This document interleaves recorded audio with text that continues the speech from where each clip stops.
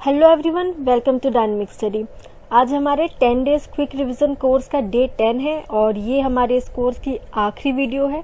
और आज का टॉपिक है हायर एजुकेशन सिस्टम। ये एक बहुत ही इम्पॉर्टेंट और इंटरेस्टिंग टॉपिक है, तो चलिए स्टार्ट करते हैं। सबसे पहले institutions of higher learning and education in ancient India. तो एंशिएंट इंडिया में जो एजुकेशन होती थी वो बेस्ड होती थी धर्म के ऊपर, मल्टी डायमेंशनल अप्रोच होता था उसका, और ये बेस्ड होती थी सेल्फ रियलाइजेशन एंड मुक्ति के ऊपर, means concept of life and death. मतलब जो एजुकेशन होती थी वो सिर्फ जीने के लिए नहीं बल्कि इसमें आफ्टर लाइफ की भी बात होती थी कि मतलब उनको ऐसे कर्म करने हैं जो उनकी लाइफ में भी काम दे, साथ ही आफ्टर डेथ जो लाइफ होती है उसमें भी काम दे। तो इसमें टू ब्रॉड स्ट्रीम्स होती थी। पहली होती थी पराविद्या, मतलब द हायर नॉलेज, मतलब स्पिरिचुअल विजडम, और दूसरी होती थी अपराविद्या, मतलब द लोअर नॉलेज या फिर secular sciences. The basis of Indian culture lies in the Vedas. हमारे पास 4 तरह के वेदास हैं, ऋग्वेदा, सामवेदा, यजुर्वेदा और अथर्ववेदा। इसमें जो हमारी एजुकेशन सिस्टम थी एंशिएंट इंडिया में वो वैदिक सिस्टम पे बेस्ड थी, और उसमें पहला और सबसे इम्पोर्टेंट, सबसे अर्लीस्ट जो वेदा था वो था Rigveda. It was the earliest Veda, not only for the Hindus, but of all Indo-European languages and humanity. It contains 1017 hymns. तो ये सारे जो भी नंबर्स हैं ये आपके लिए बहुत इंपॉर्टेंट है। जो वैदिक एज में, वैदिक एजुकेशन में जो करिकुलम था वो स्टार्ट होता था रिसाइटेशन ऑफ वेडिंग हाइम्स के साथ। जो मॉर्निंग प्रेयर होती थी उसमें उन लोग वैदिक हाइम्स को रिसाइट करते थे। मेथड्स ऑफ टीचिंग था ओरल और चिंतन, मतलब कि थिंकिंग, मतलब जो एजुकेशन होती थी वो ओरली जो उनके गुरु होते थे, टीचर्स होते थे वो देते थे, और जो स्टूडेंट्स होते थे वो ओरल एजुकेशन को ही लेते थे और फिर चिंतन करते थे, मतलब उसके बारे में थिंक करते थे, सोचते थे और ऐसे एजुकेशन लेते थे। इसमें जो प्रोसेस था वो 3 प्रोसेस के द्वारा ये जो एजुकेशन होती थी वो होती थी।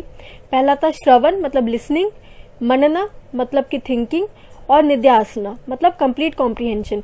मतलब लिसनिंग, पहले आप सुनो जो एजुकेशन हो दी जा रही है उसको, फिर उसके बारे में सोचो, और उसके बाद कंप्लीट कॉम्प्रिहेंशन, मतलब उसमें अपने ऊपर उसको लागू करो, उसका एप्लीकेशन करो।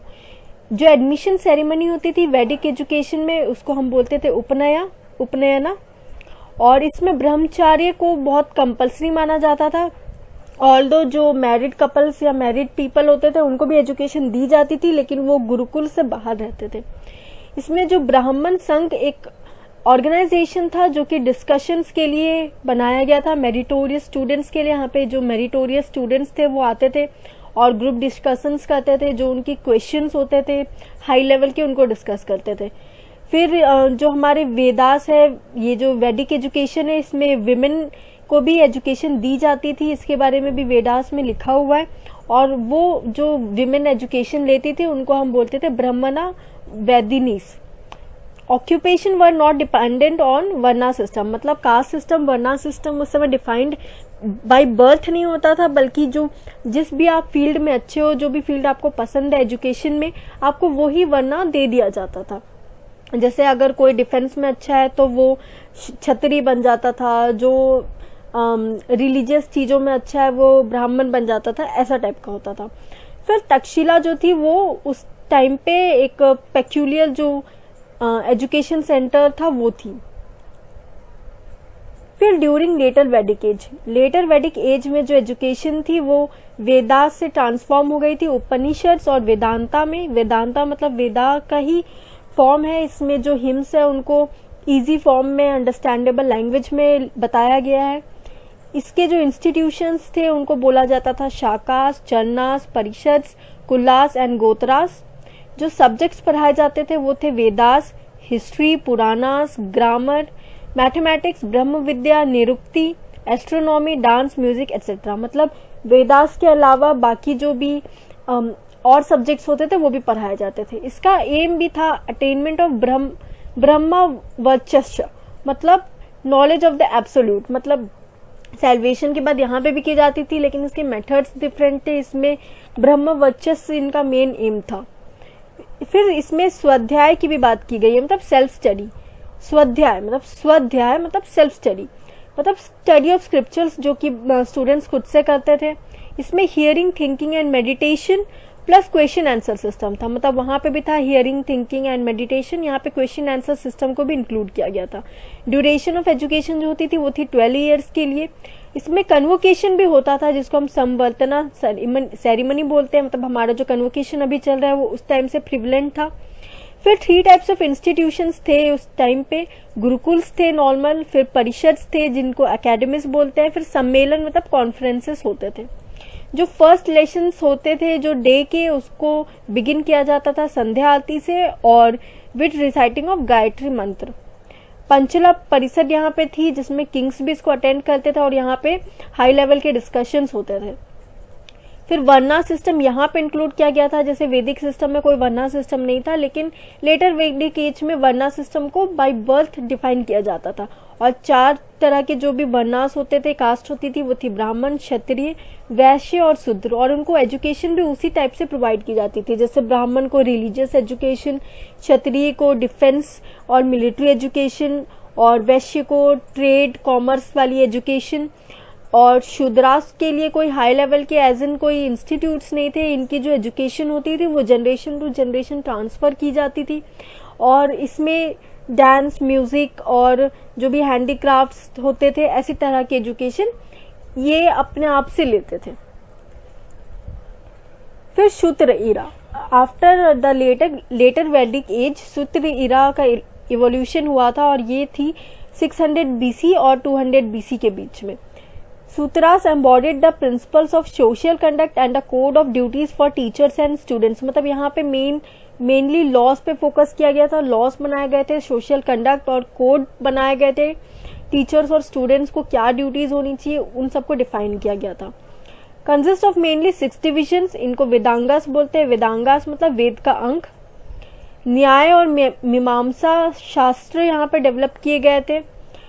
न्याय मतलब आपका जो कोर्ट में जो न्याय होता है, हिंदी वाला न्याय, उसी की बात की गई है।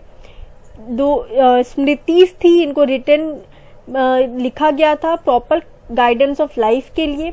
फिर 6 सिस्टम्स ऑफ फिलोसफी थे, द शंखा ऑफ कपिला, द योग ऑफ पतंजलि, द न्याय ऑफ गौतम, द वैश्य शिक्षा ऑफ कनाडा, द कर्मा और पूर्वा मीमांसा ऑफ जैमिनी एंड उत्तरा मीमांसा और वेदांता ऑफ बदरयाना। तो यहाँ पे ये जो गौतम, कनद, कपिल, पतंजलि, जैमिनी और ये बदरयाना है, ये सब वो फिलोसोफर्स थे जो कि इन सिस्टम्स ऑफ फिलोसफी को डेवलप किए थे। फिर नैमिषा उस टाइम पे एक फॉरेस्ट था जहाँ पे बहुत तरह के इंस्टीट्यूट्स अवेलेबल थे। ये एजुकेशन के लिए बहुत इंपॉर्टेंट प्लेस था। यहाँ पे जो कुलपति या फिर वाइस चांसलर जिसको हम बोलते हैं वो भी थे और इनको हम शौनका बोलते थे।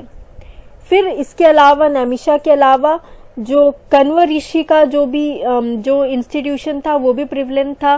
व्यास ऋषि, वशिष्ठ और विश्वामित्र जो मतलब महाभारत के टाइम पे प्रिवलेंट थे, ये सारे जो ऋषि थे ये भी एजुकेशन देते थे।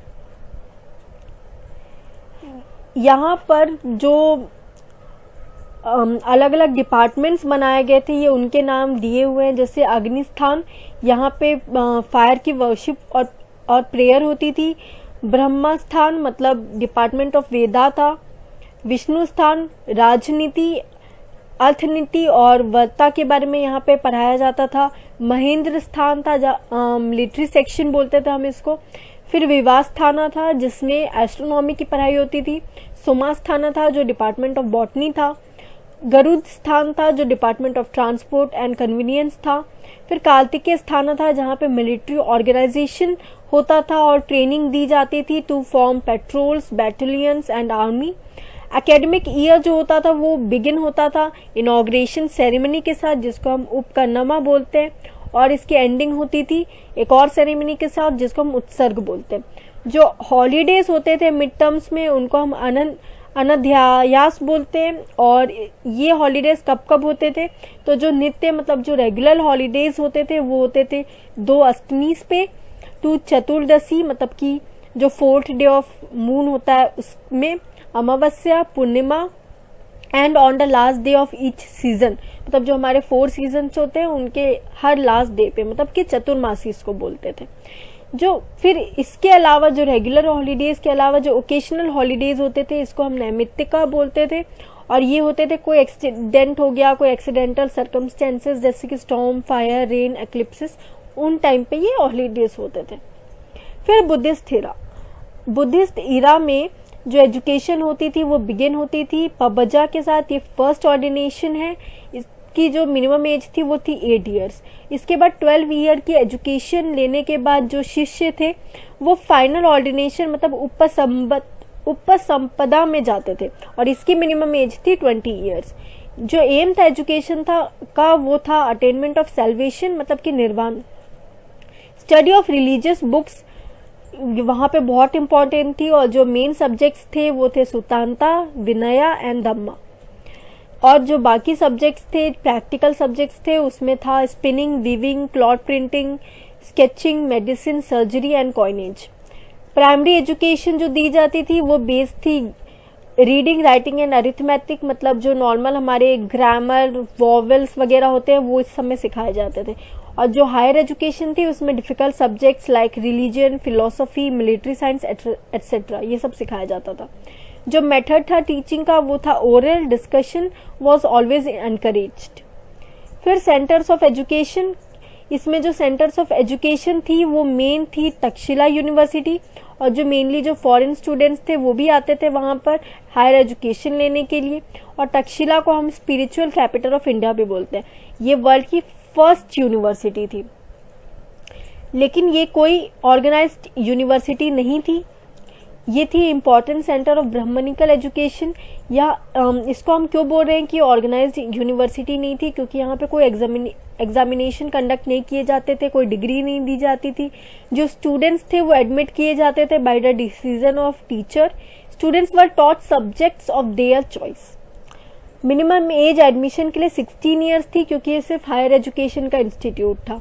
प्राइमरी एजुकेशन यहाँ पे नहीं दी जाती थी। जो फीस थी वो थी 1000 कॉइन्स, लेकिन स्कॉलरशिप और चैरिटी एजुकेशन भी यहाँ पर होती थी, जो पुअर चिल्ड्रन होते थे उनके लिए या जो मेरिटोरियस स्टूडेंट्स होते थे उनके लिए।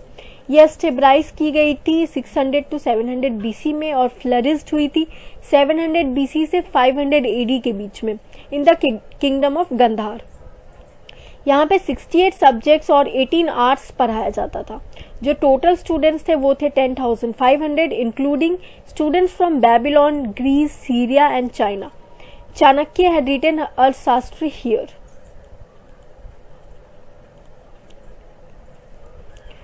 जो तक्षशिला यूनिवर्सिटी के र्यून्स थे इनको रीडिस्कवर किया था सर अलेक्जेंडर कनिंघम ने मिड 19th सेंचुरी में, और यूनेस्को ने फिर इसको 1980 में वर्ल्ड हेरिटेज साइट डिक्लेयर किया था। इसको डिस्ट्रॉय किया था हंस ने 5th सेंचुरी में।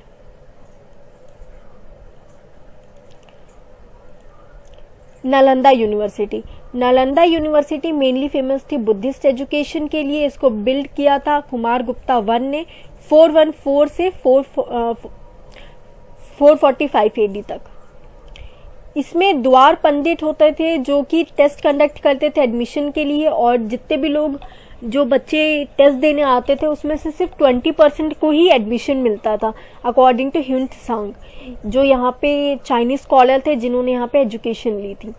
और मेनली ये ह्यून त्सांग के वजह से ही हम जानते हैं नालंदा यूनिवर्सिटी के बारे में, क्योंकि इन्होंने इसके ऊपर बहुत राइटिंग्स लिखी है। जो गेट ओपन होता था यहाँ का नालंदा यूनिवर्सिटी का, ये 8 बिग हॉल्स में ओपन होता था जहाँ पे बहुत स्टूडेंट्स को एड्रेस किया जाता था। जो हॉल्स थे वो स्टूड होते थे in the middle of sangharama that comprise the main building of vihara. There were 300 study chambers, जिसको हम क्लासरूम्स बोलते हैं, जहाँ पे एजुकेशन दी जाती थी। जो मिनिमम एज थी एडमिशन की वो थी 20 ईयर्स। ये भी हायर एजुकेशन का इंस्टीट्यूट है। जो एजुकेशन, बोर्डिंग और लॉजिंग होती थी वो सारी फ्री ऑफ कॉस्ट प्रोवाइड की जाती थी। बस कंडीशन ये थी कि आपको वहाँ एडमिशन मिल जाए, जो कि बहुत टफ था।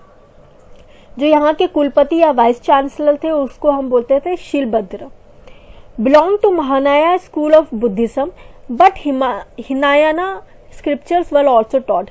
मतलब बुद्धिस्ट एजुकेशन के दो टाइप की ब्रांचेस होती है, महायाना और हिनायाना।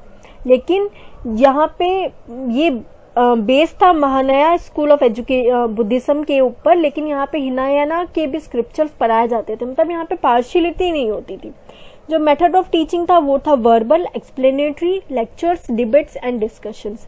100 ऑब्लिगेटरी लेक्चर्स यहाँ पे डेली कंडक्ट किए जाते थे, जो कि कंपलसरी था हर स्टूडेंट को अटेंड करना। जो लाइब्रेरी थी इसको हम रत्न सागर बोलते हैं। यहाँ पे 3 डिपार्टमेंट्स थे।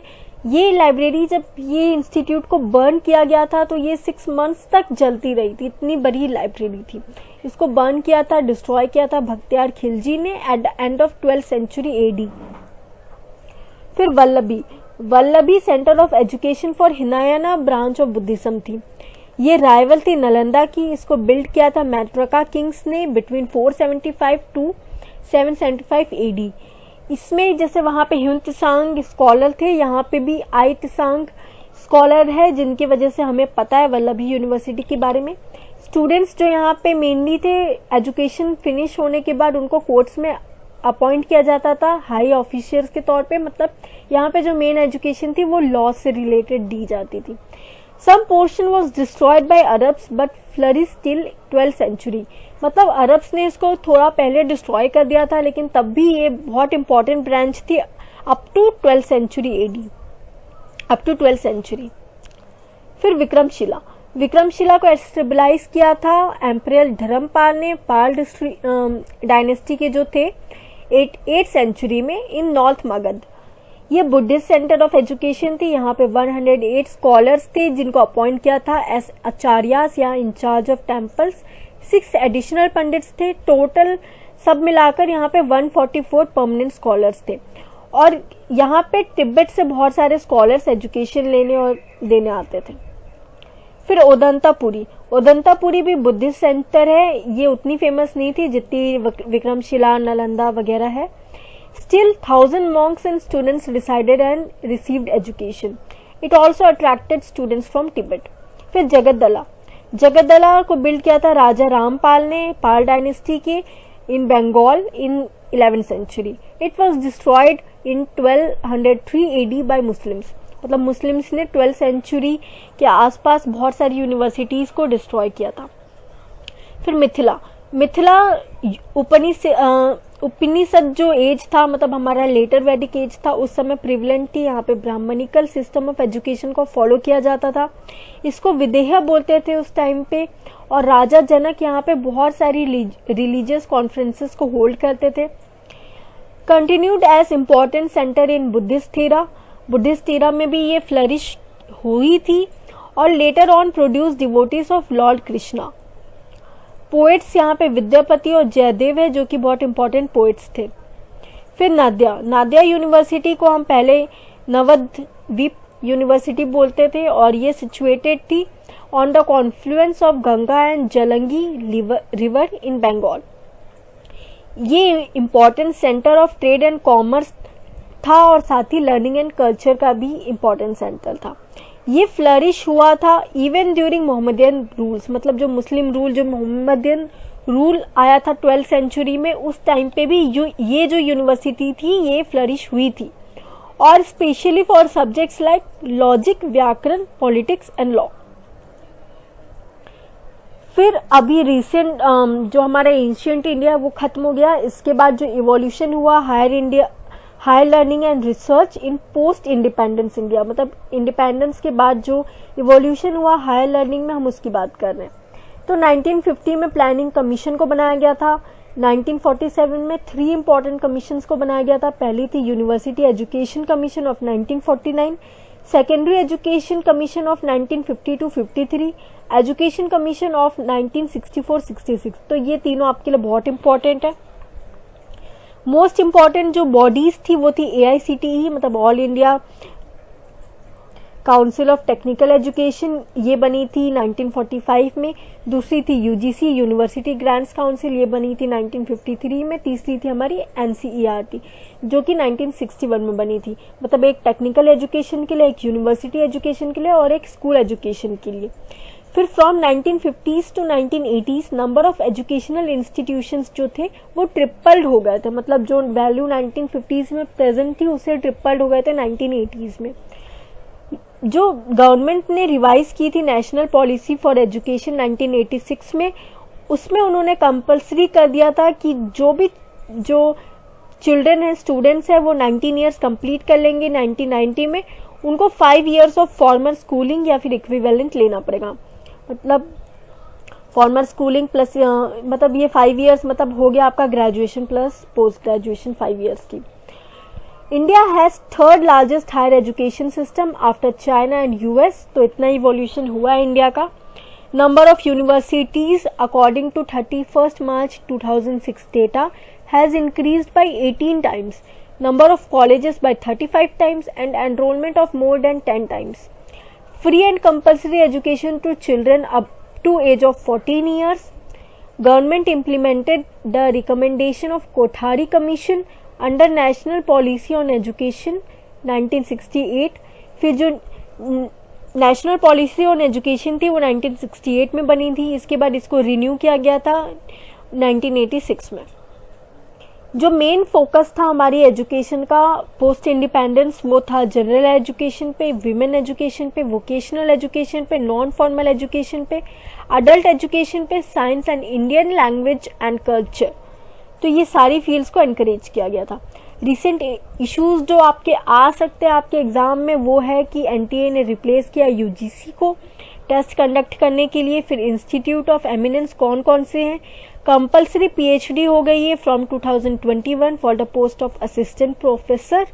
फिर प्राइम मिनिस्टर रिसर्च फेलोशिप के बारे में और यूजीसी एआईसीटीई का जो मर्जर अभी रिसेंटली होने की बात हुई है। तो ये सारी चीजें इंपॉर्टेंट है, आप इसको एक बार देख लीजिएगा। Oriental, conventional and non conventional learning. Oriental learning जो हमारी ईस्ट कल्चर के बारे में लर्निंग होती है, हमारी इंडिया की हिस्ट्री और कल्चर के बारे में लर्निंग होती है, इंडोलॉजी की लर्निंग होती है, इसको हम बोलते हैं ओरिएंटल लर्निंग। कन्वेंशनल लर्निंग मतलब जो ट्रेडिशनल एजुकेशन मतलब बैक टू बेसिक, जिसमें एक टीचर होता है जो इंस्ट्रक्शन देता है और स्टूडेंट्स होते हैं वो इंस्ट्रक्शंस को फॉलो करते हैं, लर्न करते हैं। नॉन ट्रेडिशनल लर्निंग मतलब कि मॉडर्न लर्निंग, यहाँ पे हम ई लर्निंग की बात करते हैं, जो हम इवनिंग क्लासेस की बात करते हैं, वो सारी चीजें नॉन ट्रेडिशनल लर्निंग में आती है। फिर professional, technical and skill based education. Professional education मतलब कि non academic training for a specific profession. तो इसका जो प्रोफेशनल एजुकेशन था ये 4 पीरियड्स में डिवाइड है। पहला पीरियड था 1800 टू 1857, मतलब जब ईस्ट इंडिया कंपनी ने ये डिसाइड किया था कि हम इंडिया में प्रोफेशनल एजुकेशन प्रोवाइड करेंगे बेसिक लेवल पे, ताकि उनको क्लर्क्स और ऑफिस के लिए जो क्लर्क्स होते हैं वो मिल सके। सेकेंड पीरियड था 1857 टू 1902 में। यहाँ पे जब उनको क्लर्क्स वगैरह मिल गए थे तो उनको हाई ऑफिशियल्स की भी जरूरत थी डिफरेंट फील्ड्स में, तो उन्होंने उसके लिए भी एजुकेशन प्रोवाइड की थी। फिर 1902 से 1950 में जो इंडिया के जो भी स्टूडेंट्स थे वो फॉरेन जाकर भी उसमें एजुकेशन लिए थे और यहाँ पे मतलब एडवांसमेंट हुआ था एजुकेशन का। फिर फोर्थ पीरियड मतलब 1952 टू प्रेजेंट डे, यहाँ पे मतलब इसमें जो भी हमने अभी डिस्कस किया इवोल्यूशन ऑफ एजुकेशन उसकी बात की गई है। यहाँ पर गवर्नमेंट ने सोचा कि स्टूडेंट्स को फॉरेन ना जाना पड़े एजुकेशन के लिए और हम इंडिया में ही प्रोवाइड करें अच्छी एजुकेशन। टेक्निकल एजुकेशन मतलब academic and vocational preparation for job including applied science and technology, मतलब जो भी इंजीनियरिंग से मैनेजमेंट से रिलेटेड एजुकेशन होती है, जो भी एजुकेशन जॉब ओरिएंटेड होती है उसको हम बोलते हैं टेक्निकल एजुकेशन। इसको एआईसीटीई मैनेज करता है। फिर आती है स्किल बेस्ड एजुकेशन, मतलब स्किल बेस्ड एजुकेशन जो कि क्लासरूम एनवायरनमेंट में ही प्रोवाइड की जाती है, लेकिन यहाँ पे हम एक्टिव लर्निंग और स्किल की बात करते हैं। जो स्किल बेस्ड एजुकेशन के लिए जो ऑर्गेनाइजेशंस बनाए गए हैं वो है नेशनल स्किल डेवलपमेंट एजेंसी मतलब एनएसडीए, नेशनल स्किल डेवलपमेंट कॉर्पोरेशन मतलब एनएसडीसी, इंटरनेशनल ट्रेनिंग सेंटर मतलब कि आईटीसी। फिर वैल्यू एजुकेशन और एनवायरमेंटल एजुकेशन की बात आती है। वैल्यू एजुकेशन मतलब स्टूडेंट्स के अंदर वैल्यूज को इराउज करना, उनको इनकॉर्पोरेट करना, मतलब inner setting in the children a sense of humanism, a deep concern for the well being of others and the Nations, मतलब वैल्यूज प्रोवाइड करना है स्टूडेंट्स में। फिर आती है एनवायरमेंटल एजुकेशन, मतलब यहाँ पे हम सस्टेनेबल डेवलपमेंट की बात करते हैं। जो भी हमारा रिलेशन आपस में है, स्पीसीज का इंटरेक्शन प्लस हमारा रिलेशन जो हमारे एनवायरनमेंट के साथ है, मतलब हमारे बायोफिजिकल सराउंडिंग्स के साथ है, हमें अपने एनवायरनमेंट को प्रोटेक्ट करना चाहिए। यहाँ पे उन सब चीज़ों की बात होती है। अगेन ये सब बहुत इंपॉर्टेंट है, अगर आपने बेसिक वीडियोस नहीं देखे हैं तो आप उसमें देख लीजिए, क्योंकि एक क्लास में मैं इतना वास्ट टॉपिक को अच्छे से कवर नहीं करा सकती। Constitution of India, it contains 448 articles in 25 parts and 101 amendments till date. It was adopted on 26 November 1949, इसको हम संविधान दिवस भी बोलते हैं, और ये फोर्स में आया था 26 जैन 1950 को, मतलब जिसको हम रिपब्लिक डे बोलते हैं। डिजाइनिंग नेशनल फ्लैग की किसने की थी? पिंगाली वेनाक्या ने 22 जुलाई 1947 को। गवर्नमेंट ऑफ इंडिया एक्ट जो था वो लास्ट कॉन्स्टिट्यूशन था ब्रिटिश इंडिया का। फर्स्ट जनरल इलेक्शन जो हुए थे वो हुए थे 1952 में। पार्लियामेंट जो हमारी है वो डिफाइन किया गया है कि वो बाइकैमरल लेजिस्लेचर की है, मतलब उसमें हाउसेस डिफाइंड है, राज्यसभा और लोकसभा। जो ओरिजिनल कॉपी है हमारी कॉन्स्टिट्यूशन की वो प्रिजर्व की गई है हिलियम केस में in the library of Parliament of India. Major features were borrowed from other constitutions like USA, Britain, Germany, Ireland, Canada, Russia and South Africa. मतलब जो भी हमारे फीचर्स कॉन्स्टिट्यूशन के वो बहुत सारे कॉन्स्टिट्यूशंस को मिलके बना है। क्या चीज, कौन सा फीचर कौन से कॉन्स्टिट्यूशन से लिया गया है आप ये भी देख लीजिएगा। ये सब कुछ हमारे बेसिक वीडियोस में प्रोवाइड किया गया है, नहीं तो आप इसकी नोट्स भी ले सकते हैं हमारे डिजिटल स्टोर से। प्रेसिडेंट ऑफ इंडिया को बोला गया है first citizen of India. He can be removed before term through impeachment for violating the constitution and parliament of India. Maximum strength जो है लोकसभा की वो है 545, और लोकसभा में जो पार्टिसिपेशन का मिनिमम एज है वो है 25 ईयर्स।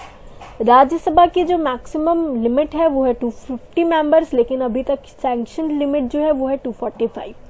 फिर फंडामेंटल राइट्स जो हमारे 6 हैं, फंडामेंटल ड्यूटीज है वो कौन कौन सी, आप ये भी जरूर देख लीजिएगा। आज ये हमारी क्विक रिवीजन कोर्स की लास्ट क्लास थी। अगेन मैं आपसे बोल रही हूँ कि ये सिर्फ एक रिवीजन कोर्स है। अगर आपने बेसिक वीडियोस देख लिए, आपकी प्रिपरेशन हो गई है तो आप इससे रिवीजन कर सकते हो, लेकिन अगर आपने नहीं देखी है, आपके पास टाइम है, तो आप उन वीडियोस पे जरूर विजिट कीजिए और आप नोट्स बनाइए, नहीं तो आप नोट्स परचेस भी कर सकते हैं। Thank you so much. Keep on watching, keep on learning.